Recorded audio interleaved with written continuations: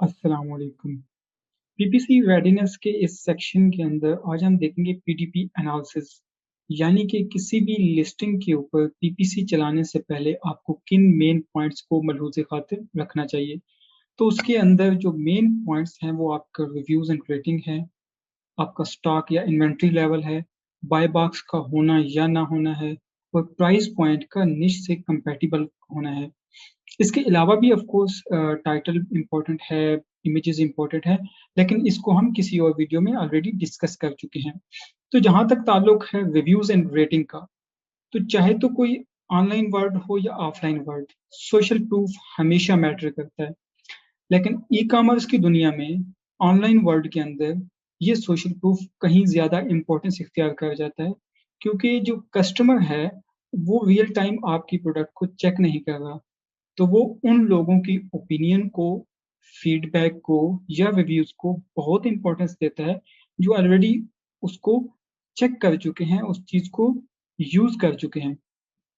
इसके अलावा भी एज़ पर Amazon internal data, around 70 to 80% जो कस्टमर्स होते हैं, वो रिव्यूज़ स्टडी करने के बाद बाय करते हैं।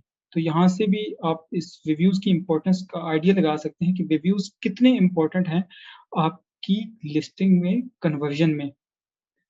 तो सवाल ये पैदा होता है कि किसी भी लिस्टिंग के ऊपर पीपीसी चलाने के लिए कितने रिव्यूज़ या रेटिंग का होना लाज़मी है?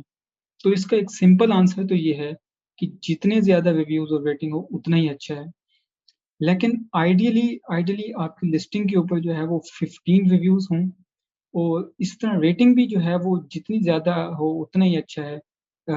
लेकिन एट लीस्ट जो आपकी रेटिंग हो वो 3.5 हो। 3.5 से नीचे किसी कीमत पे कम ना हो। अब यहाँ पे आप योगा मैट की ही इस लिस्टिंग को देख लें। अब यहाँ पे 4.9 इसकी रेटिंग है। अब इस लिस्टिंग को चेकआउट करना और एक ऐसी लिस्टिंग जिसकी 3 स्टार रेटिंग है, उसको कितना मतलब कन्वर्जन में डिफरेंस आ जाता है। इस 5 स्टार को देख के जो बायर का कॉन्फिडेंस लेवल है टुवर्ड दैट प्रोडक्ट, वो ऑलरेडी इंक्रीज हो जाता है। लेकिन यहाँ पे अगर 3 स्टार दिखा दिए जाएँ, तो बायर का जो कॉन्फिडेंस लेवल है वो काफ़ी डिक्रीज़ हो जाता है। वो सोच में पड़ जाता है कि पता नहीं क्यों इसकी क्वालिटी खराब है या क्यों इसको लोग जो है वो रेटिंग नहीं दे रहे, तो वो किसी और लिस्टिंग में कन्वर्ट हो जाएगा। तो अगर तो आपके पास कोई ऐसी लिस्टिंग है जिसकी रेटिंग लो है, तो सबसे प पीपीसी चलाने से पहले उसकी लिस्टिंग, उसकी रेटिंग पे काम करें, उसकी रेटिंग किसी तरह इम्प्रूव हो। अदरवाइज़ पीपीसी भी ब्लीड करेगी and it's not going to be profitable. ठीक है? फिर क्वेश्चन ये पैदा होता है कि क्या हमें फिर अगर रिव्यूज़ 15 होने चाहिए या 10 या 15 रिव्यूज़ का होना इम्पोर्टेंट है, तो क्या हमें फिर डे 1 से पीपीसी चलानी चाहिए या नहीं चलानी चाहिए? तो ये जो चीज़ है कि डे 1 से या 0 रिव्यूज़ या 0 रेटिंग या 0 सोशल प्रूफ के साथ पीपीसी चलाना, ये आपकी प्रोडक्ट पे डिपेंड करता है। ये जिस निश में आप जिन लोगों के साथ कम्पीट करने जा रहे हैं, उन लोगों पे भी डिपेंड करता है।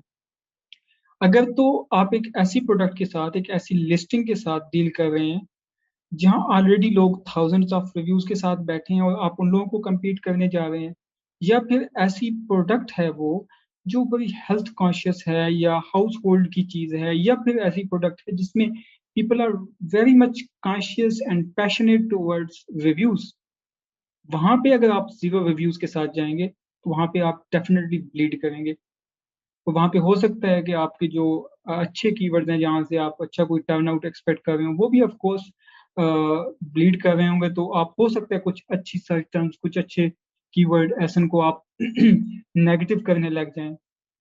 और वहाँ से ये है कि आप लॉन्ग टर्म जो है उन कीवर्ड्स का जूस निकालने से पहले उनको नेगेटिव कर लें और वो कीवर्ड्स आपके किसी काम के ना आएँ।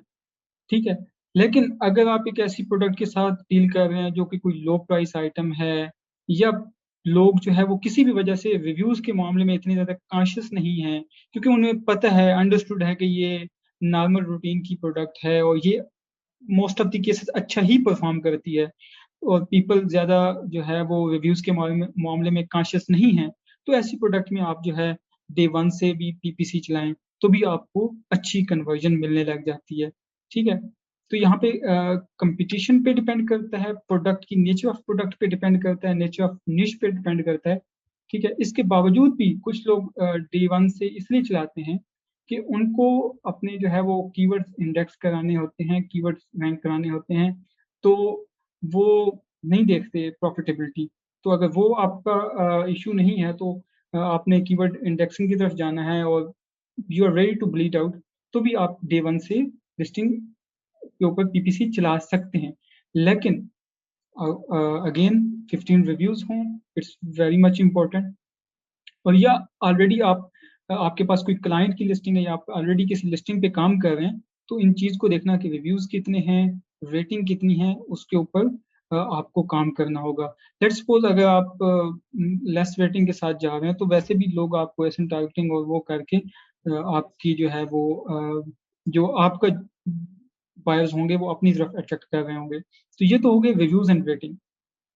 इसमें जो स्टॉक है और इन्वेंट्री लेवल है, ये बहुत इंपॉर्टेंट है। अब यहाँ पे आप देख सकते हैं कि इन स्टॉक लिखा हुआ आ रहा है, तो इट मीन्स इसके ऊपर मैं पीपीसी चला सकता हूँ।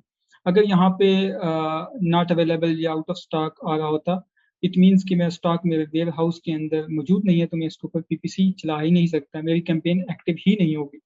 ओके, इन स्टॉक होना लाजमी है पीपीसी चलाने के लिए। अब इन स्टॉक के बाद भी आपने ये देखना होता है कि आपका स्टॉक सफिशिएंट अमाउंट में मौजूद हो, कि आप जब कैंपेन चलाएं तो ऐसा ना हो कि कुछ दिनों बाद आप आउट ऑफ स्टॉक चले जाएं और अगेन आपने जो रैंकिंग अचीव की हो वो फिर जो है आपको दोबारा ब्लीड आउट करके दोबारा आपको रैंकिंग रीगेन करनी पड़े, तो आप आउट ऑफ स्टॉक ना होने वाले हों। इसके अलावा ना सिर्फ ये कि आउट ऑफ स्टॉक ना हो, बल्कि आपका जो स्टॉक है वो डिफरेंट वेयर हाउसेस के अंदर वेल डिस्ट्रीब्यूटेड हो।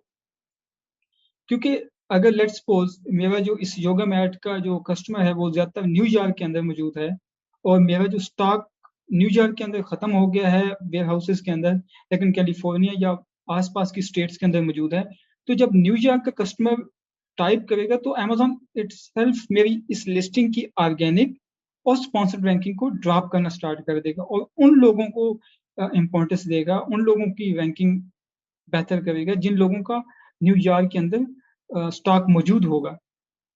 तो ये चीज़ भी बहुत इंपॉर्टेंट है कि आपका जो स्टॉक है वो डिफरेंट लोकेशंस के अंदर डिस्ट्रीब्यूटेड हो, ताकि जहाँ कहीं से भी आपका जो कस्टमर है वो जहाँ से भी आ रहा है, आप जिस स्टेट से भी आ रहा है, उसके अमेजोन इस वजह से आपके एड को या आपके ऑर्गेनिक लिस्टिंग को इस वजह से डी रैंक ना करे कि आपका वहाँ पे स्टॉक मौजूद ना हो। तो स्टॉक जो है वो ना सिर्फ ये कि इन स्टॉक हो, बल्कि डिफरेंट वेयर हाउसेस के अंदर वेल डिस्ट्रीब्यूटेड हो। थर्ड में आपका बाय बॉक्स आ जाता है। ये जो एड टू कार्ट और बाय नाउ आ रहा है, इसको हम बाय बॉक्स बोलते हैं। तो किसी भी लिस्टिंग के ऊपर पीपीसी चलाने के लिए बाय बॉक्स का होना इम्पोर्टेंट है। अगर आपका बाय बॉक्स किसी वजह से सप्रेस है, तो उसके ऊपर जो है वो कैंपेन एक्टिव नहीं होगी।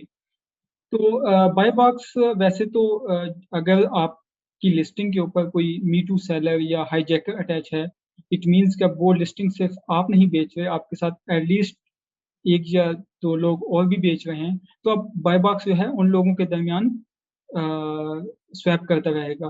तो उसमें भी आप मेक श्योर करें कि बाय बॉक्स आपके पास मौजूद है।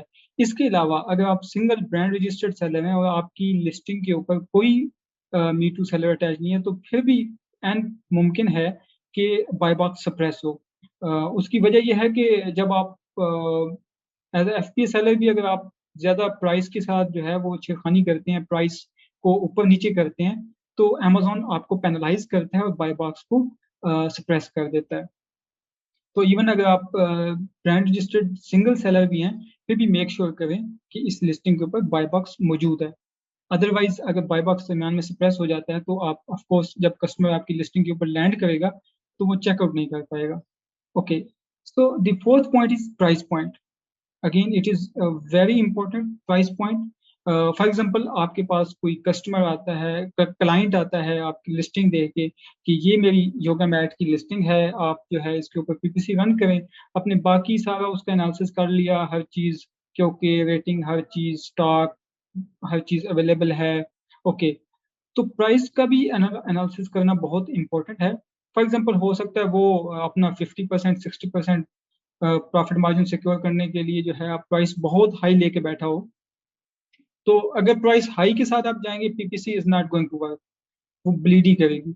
तो आपको जो है उसका थोड़ा निश एनालिसिस करना पड़ेगा, देखना पड़ेगा कि ये जो योगा मैट मैं बेचने जा रहा हूँ, इस स्पेसिफिक जो स्पेसिफिकेशन के साथ इसकी वैल्यू ऑफ मनी क्या है, जिस प्राइस के ऊपर मैं बेचना चाह रहा हूँ, क्या जो मेरे कस्टमर हैं क्या वो इस प्राइस पे बाई भी करना चाहते हैं या नहीं करना चाहते। अगर तो ऑलरेडी उस निश के अंदर आपके जो कंपेटर्स इस सेम स्पेक्स जो है वो लेट्स सपोज $15 $16 लगा के बैठे हुए हैं, और आप जो है वो $22 की आपने एक अलहदा शॉप खोली हुई है, तो लोग आएंगे आपकी लिस्टिंग पे क्लिक करेंगे, बाई नहीं करेंगे, तो पीपीसी जो है वो ब्लीड आउट होगी। तो यहाँ से भी आपको प्राइस का निश के से कंपेटिबल होना बहुत इंपॉर्टेंट है, कहीं बहुत हाई प्राइस ना हो, अदरवाइज जो है पीपीसी जो है वो ब्लीड आउट करेगी। तो ये मेन पॉइंट्स हैं जो आपको पीपीसी चलाने से पहले किसी भी लिस्टिंग के ऊपर इन पॉइंट्स को आपको डिटेल के अंदर स्टडी करना चाहिए, and once you are satisfied then you are good to go. Thank you so much.